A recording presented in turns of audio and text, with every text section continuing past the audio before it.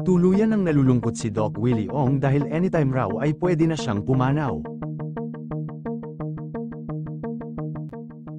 Hindi na raw umano kaya ng doktor ang gamutan nito sa Singapore sa tindi ng ginagawa sa kanya na hindi na kaya ng kanyang katawan.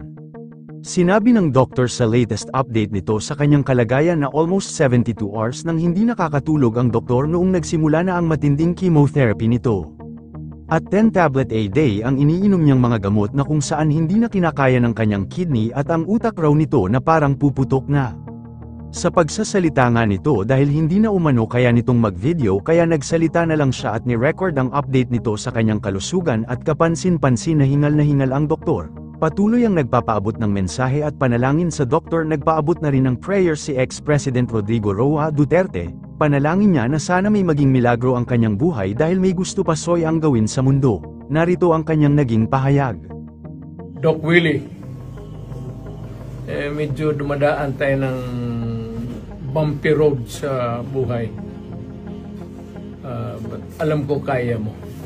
And nagdadasal kami, and most of all, our fervent wish is get well soon. Mabuhay ka.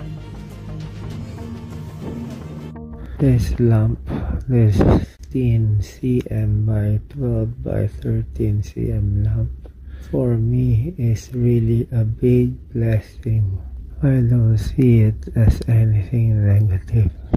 Of course, it is true, this lump, this sarcoma gave me so much pain for 3 days.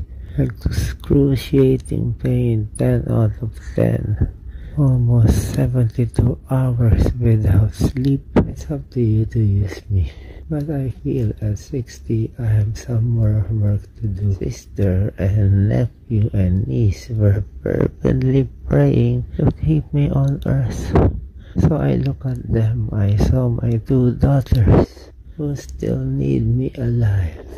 And my wife too. And of course, more importantly, I see a vision of me trying to bring peace in the Philippines, trying to give the president his freedom of choice.